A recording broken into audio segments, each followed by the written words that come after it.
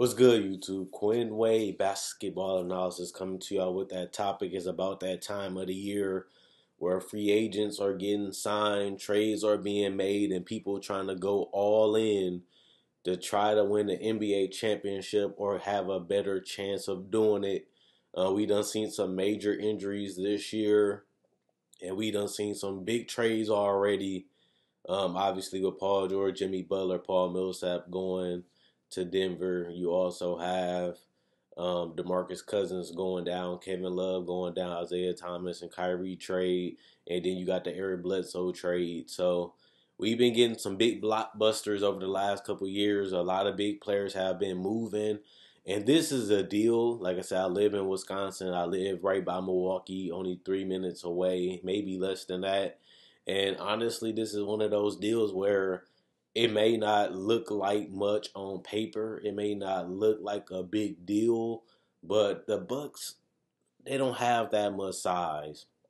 After they lost Greg Monroe, they don't really have size. I think the only size that they really have is John Henson. He's not even the best player. Honestly, he's just a solid player. He shows a lot of potential. They gave him an extension, but he's not that guy, and you can obviously tell because they've been shopping him around for the last couple of years, and nobody really even tried to trade for him unless they just couldn't agree to a deal. But it looks like nobody really wanted John Henson. It seemed like they were stuck with that contract. And now they're a 20-23 team. They won their last two. They're way above 500. Giannis is healthy. And at the end of the day, you don't really have to worry too much about them panicking. They gonna make the playoffs. They in the East. They have Giannis. He can win games on his own, especially in fourth quarters, and he can take off. Obviously, they needed more size to letting go of Greg Monroe. They have Thon Maker, but he's not a big body. He's not tall. He's long and athletic, but he's not big enough to take contact. He's not big enough because other centers can bully him. They can beat him up, and he's more of a perimeter player. They don't have nobody that's interior. He has the quickness. He has the athleticism. He has the jumping ability, but he's just too. His body is not mature enough to take the beating of a center and to take the beating of other big centers whose body is developed. He's still maturing. He's still trying to get to that level.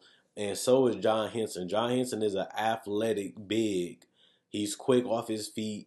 He can finish around the basket. He shows signs of being a rim protector, but he's 27 years old and he just haven't been able to get there over the past couple seasons. And he ended up turning out to be just an average player. And then you obviously got DJ Wilson, who they just got, but he's not really getting that much playing time. He's bigger than Thon size-wise, but he's still a little raw, a little not really dominant, not really good, not really going to get that much playing time. When you get Zeller in there, you get a guy that can, finish around the basket, take smart shots.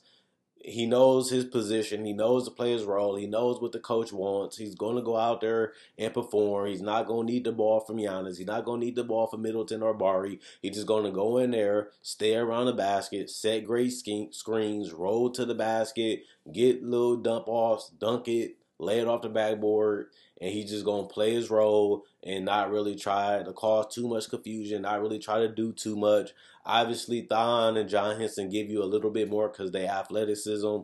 Thon can stretch you out to the three-point line. He can hit mid-range jumpers, but defensively, he's a liability at this point. And then you obviously got Henson, a guy that can't shoot either, but he's just more quicker and more faster, and he's just more explosive.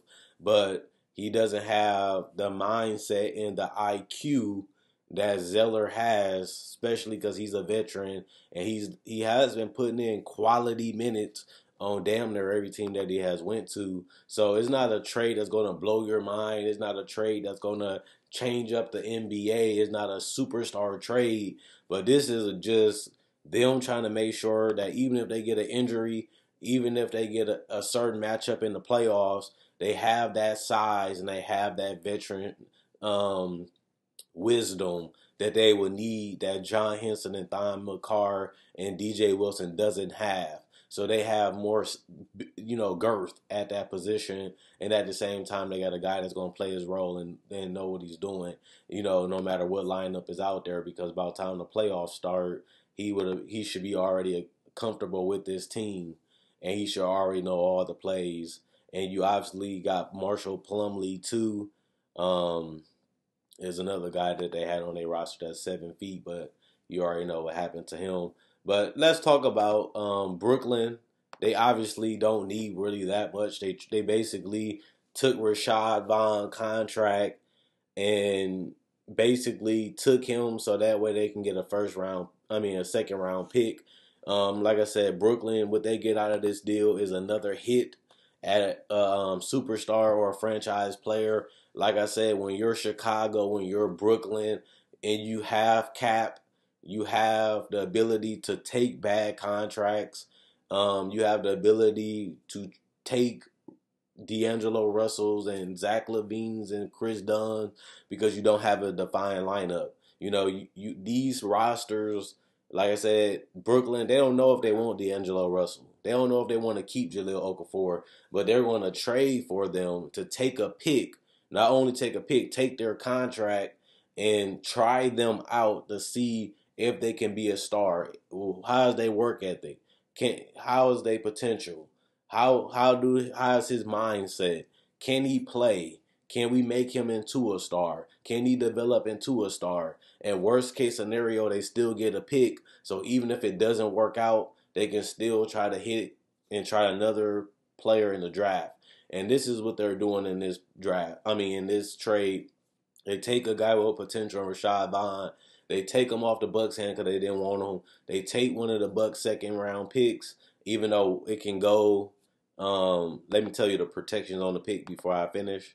The Bucks will send a 2018 second-round pick to the Nets. It should fall between 31 and 47 in the draft. Otherwise, Phoenix will receive the pick as a part of that Eric Bledsoe trade. If the Bucks pick doesn't convey an 18, which is this year, Milwaukee will send his unprotected second-round pick in 2020 to Brooklyn. So the Nets have $3.5 million in salary cap available, as well as a $6 million disabled player exception for the season, and then injury to Jeremy Lin. So it makes sense to make this trade if you're Brooklyn. Like I said, they have the exception. They have a lot of picks. They can either package all these players and picks and young talent like Russell, like D'Angelo Russell, like Spencer Dinwiddie, like Jahlil Okafor, and you can package these players to trade for a superstar, to trade up in a draft if you like a particular player, and you're not going to regret anything because if you already tried out Russell and all these other players, you know already if you want to keep them. You'll know already if they're a part of the future. And right now, they know if these players are a part of the future already. That's why they're just doing like Boston. They might not be the best team, but they're gaining assets. And even with the DeMarre Carroll trade, DeMarre Carroll is on a terrible contract because he hasn't played up to the contract. And they traded to get they got all those picks for DeMarre Carroll. He was on a bad contract, but they have the cap. They're not trying to make a big free agent signing, and people don't even want to go to Brooklyn at this point anyway because they're a bad team. Only reason why you go to Brooklyn at this point is because honestly, they can pay you a lot of money because they have the cap. Other than that, they know they have to build through the draft, and taking these type of contracts and making these type of trades is smart to get a pick and a prospect in return for taking a bad contract. So Rashad Vaughn is obviously not on a bad contract, but he's a young player that shows potential. And you get a pick at the same time. Worst case scenario, you get another try at finding a next superstar or finding a player you like and he might develop into one. So let me know what you guys think. Is this Tyler Zeller trade bigger than what I think? Is it a step in the right direction? They making moves to keep Giannis happy. Obviously, they traded for Eric Bledsoe. They got rid of Greg Monroe, who doesn't really fit on the roster. They drafted Thon Maker, who's a stretch five. They go for Zeller to add more, veteran leadership in there and veteran role playing. And obviously, they got Bari back. Chris Middleton has been healthy this year, averaging 20 points a game, so he's a fit.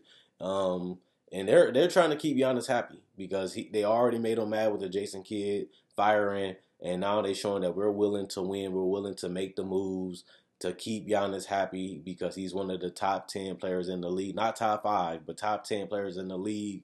He has exceptional talent. He's very young, but we want to show him that we're committed to winning. And I think that's the most important thing right now is because even if you're a young player, you don't want to just waste your youth playing on a bad team that doesn't even have a chance to win a championship. To me, the goal is to get a shot at winning a championship as fast as you can. If we can do it faster, if we can do it quicker, and if we can make a transition from good to a championship contender, I want to be a contender as long as possible. I want to be one of the best teams as long as possible because the whole goal of the regular season is to get a good seed in to make the playoffs, to make your ride easier to the finals. So at the end of the day, that's the bigger picture about this trade is let's show Giannis that we're committed to winning. So that way when he's on a 5-year deal, so he don't ask for a trade. We got a new coach coming in. We got a new arena. We got new ownership, and we want to show that now we have a superstar.